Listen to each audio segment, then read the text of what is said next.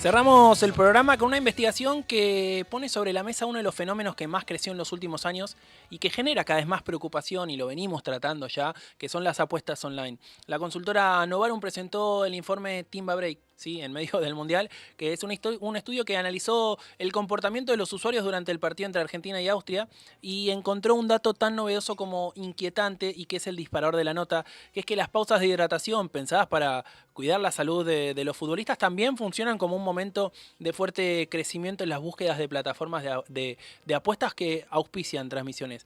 Digo, ¿qué muestran esos datos?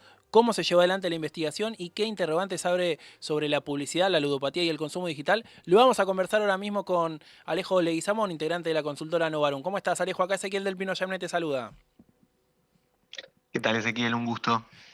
La realidad es cómo estoy inquietante, porque hay algo que nos llama mucho la atención durante todo el ciclo, que es esta cuestión de los niños y los adolescentes en este caso de redes sociales, de lo que implica todo.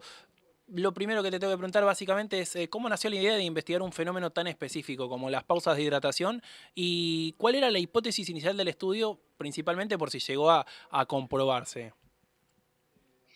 Primero que nada, bueno, vimos un poco lo que veníamos observando todos durante el Mundial que terminó este domingo en los Estados Unidos principalmente, si bien era todo Norteamérica, que incluyó esta nueva pausa que se da tanto en el primer tiempo como en el segundo tiempo, que son estas pausas de hidratación, que bueno, lo que introducen son principalmente publicidad y en el caso de nuestro país, como en la mayoría de los países, según lo que he visto en otros registros, incluía una gran proporción de casas de apuestas que sin dudas, bueno, invitaban a través de distintos anuncios. En particular en nuestro país tuvimos la polémica del anuncio de BetWarrior, que utilizaba inteligencia artificial para recrear la imagen de Diego Armando Maradona y invitar desde ese lugar a apostar.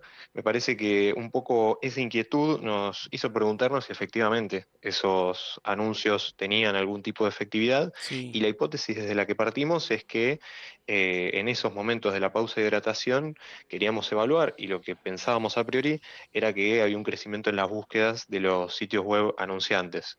Eso particularmente al ir a los datos, al hacer el estudio, lo pudimos comprobar y bueno, como vos decís, un dato inquietante sin dudas y que llama muchísimo la atención porque es un crecimiento muy, muy marcado.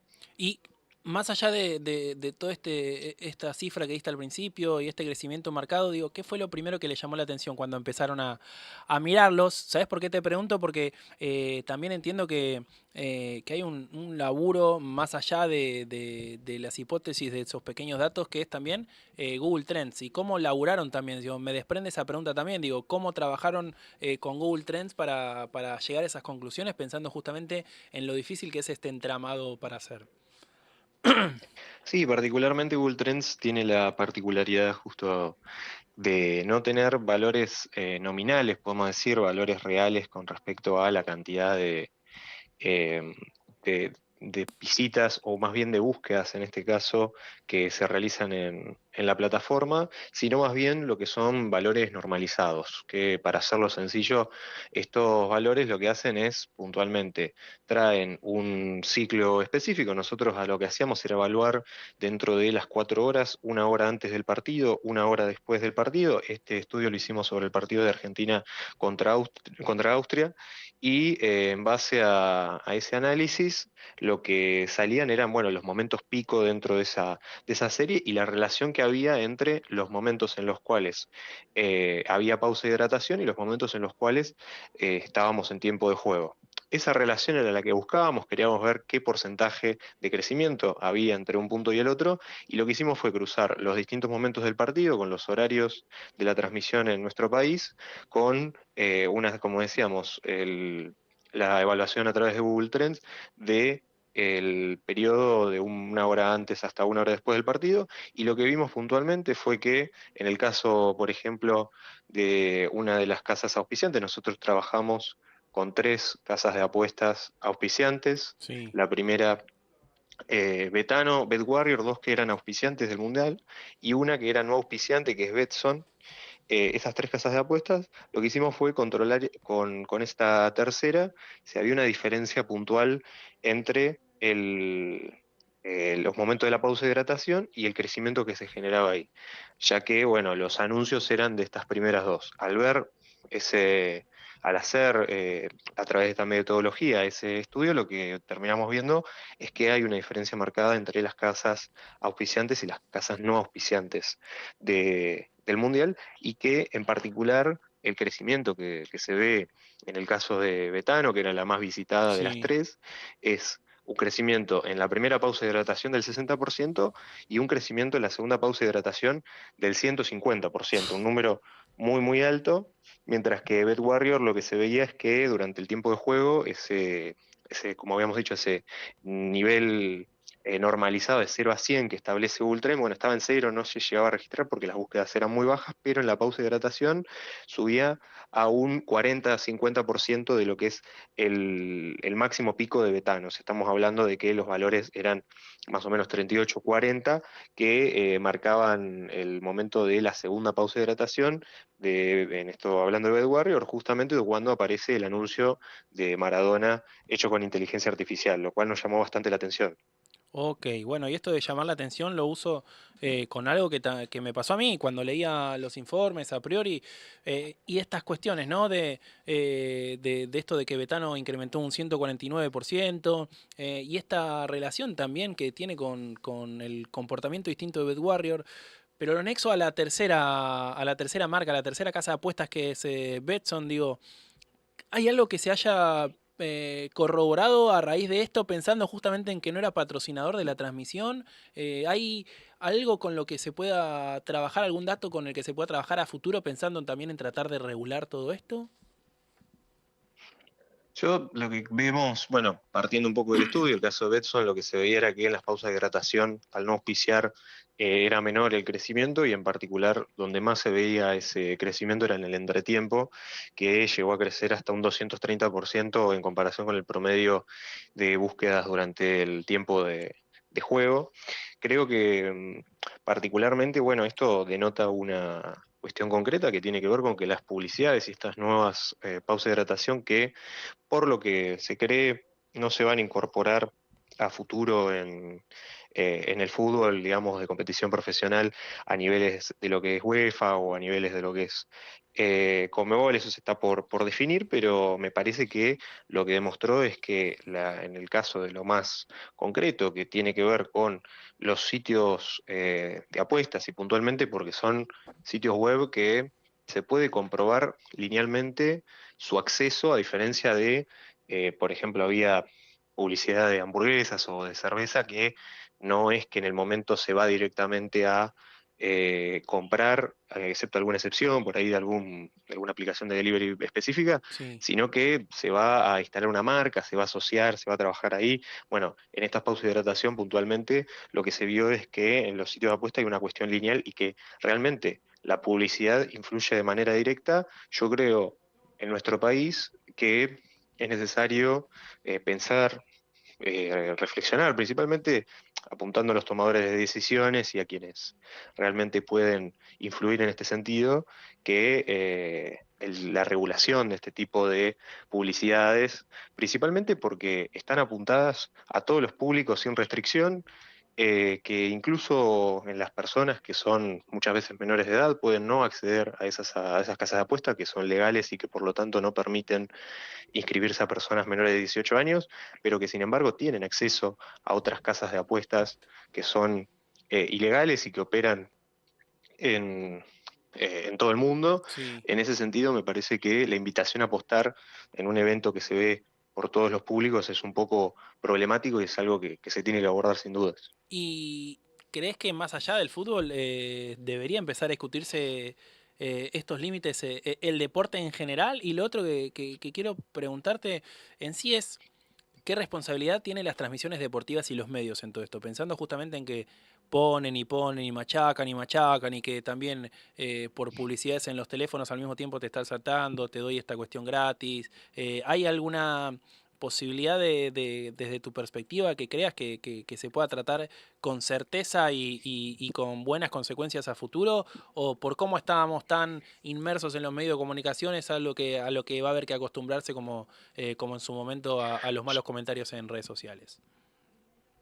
Yo lo que creo puntualmente en ese sentido es que hay un factor que no podemos obviar, que tiene que ver con que estos sitios de apuestas fueron de los principales auspiciantes de este mundial. Estamos hablando que representan un flujo muy importante de publicidad, un flujo muy importante de inversión para marketing, para los medios, para las redes sociales también, y que ese flujo de dinero que no proviene hoy en día de otro tipo de marcas, sino más bien de este sector, que llega hasta incluso a ser sponsor de equipos de primera división, y que también se puede ver, como mencionabas, en distintos medios y lugares.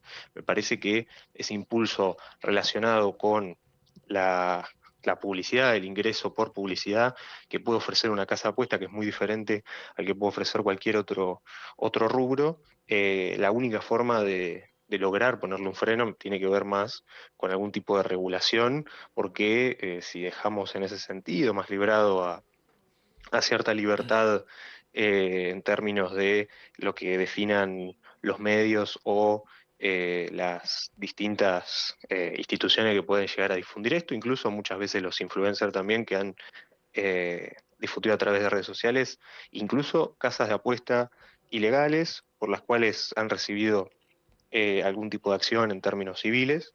Me parece que en ese aspecto hay una responsabilidad también eh, más de parte del Estado, de poder influir para reducir el impacto de este tipo de publicidades, porque es algo que de parte de los ámbitos en los cuales se difunde, Sí. la cuestión económica, el cálculo económico es muy favorable para poder auspiciar este tipo de sitios y demás, y que incluso se ve con algunos que no están registrados, que son sitios ilegales, donde hay personas que, como decía, influencers, personas más de las redes que difunden ese tipo de sitios y a la hora del cuestionamiento dicen que, bueno, realmente es algo que les rinde mucho económicamente y que ningún otro auspiciante les puede representar el dinero que les genera. Imaginemos esto a gran escala, ¿no? Sí. Me parece que en ese sentido hay un monstruo muy grande detrás de estos sitios de apuestas. Son en general empresas multinacionales que tienen sede en distintos países del mundo. En el caso de Betano, por ejemplo, la empresa internacional que lo opera tiene sede en Malta. Estamos hablando realmente de, de sitios que operan en distintos países del mundo, tienen un flujo de ingresos muy grande, muy apalancado por una conducta que se vuelve adictiva, que es el problema de las adicciones al juego, de la ludopatía, y en ese sentido me parece que hay una cuestión más de, incluso como política de salud mental, ¿no?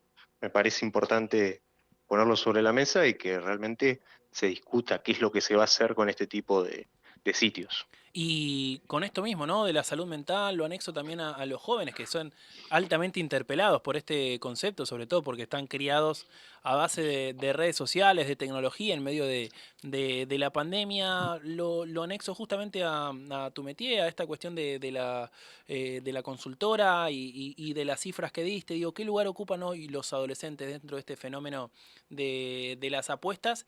Y por sobre todas las cosas, si hay alguna cifra que se pueda dar con respecto a adultos, pensando justamente en ese control o en ese, quizás, no sé, hay niños que usan el usuario de los padres para apostar, digo, ¿se puede medir de alguna manera todo eso? ¿Hay algún parámetro estable con respecto a esa pregunta?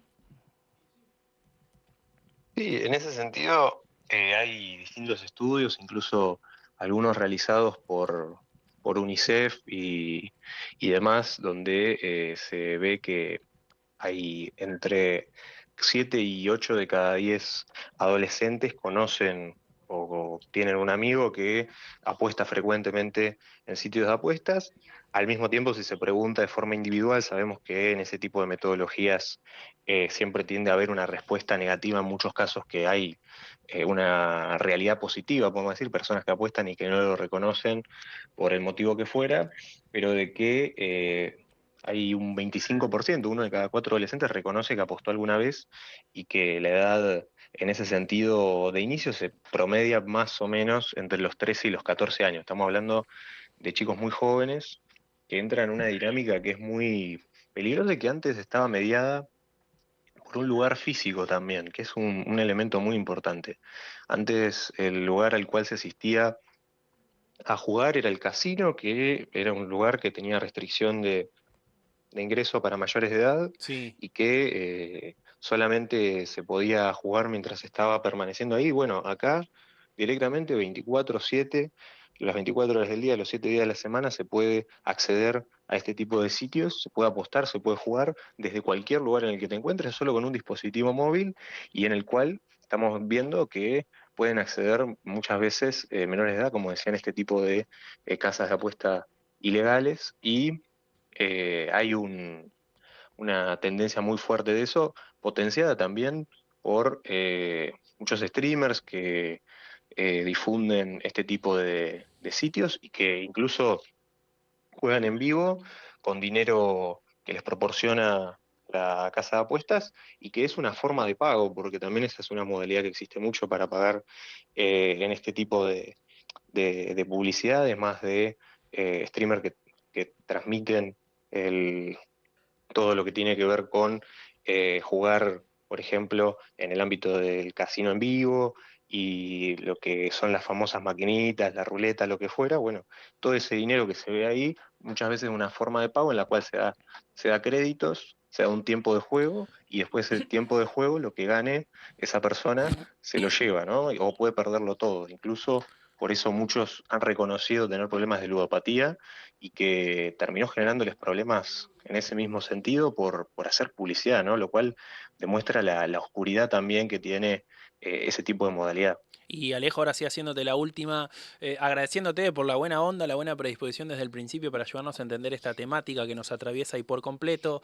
Digo, si una pausa pensada para cuidar la salud de un jugador termina incentivando una apuesta desde el celular, ¿qué nos dice eso sobre la forma en la que hoy estamos consumiendo el deporte y publicidad?